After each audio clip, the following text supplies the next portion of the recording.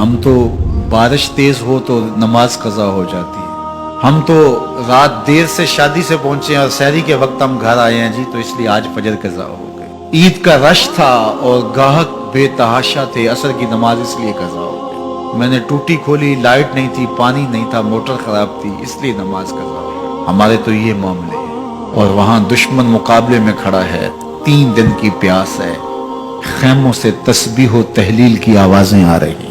فجر کا وقت ہوا تو علی اکبر اذان دے رہے ہیں۔ کربلا کے صحرا نے وہ اذان سنی، کائنات میں ایسی اذان کسی نے نہیں دی ہوگی جو شہزادہ علی اکبر نے کربلا کے ریگزاروں پہ کھڑے ہو کر دی۔ کربلا کا ذرہ ذرہ آج بھی اس اذان کا گواہ ہے۔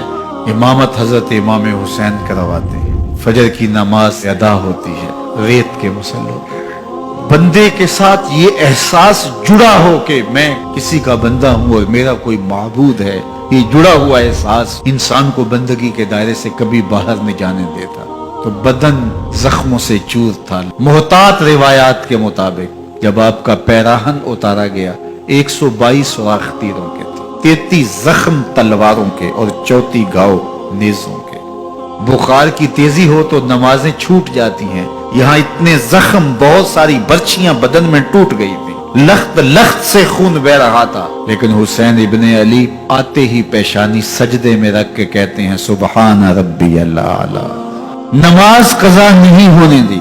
مشکلات، حالات کی تلخیاں، پیاس کی شدت، مخدرات اسلام کے پردے کا خیال، 22,000 کا لشکر مقابل، 71 لاشیں اٹھا کے خیموں تک پہنچا چکے، کلیجہ زخمی، دل زخمی، لیکن وقت نماز کا آیا، بدن لہو لہو ہے، لیکن حسین نے سجدہ قضا نہیں ہونے دیا۔ اللہ اکبر۔ حسین ابن علی کے ماننے والوں، تمہارا سجدہ کیسے قضا ہو جاتا؟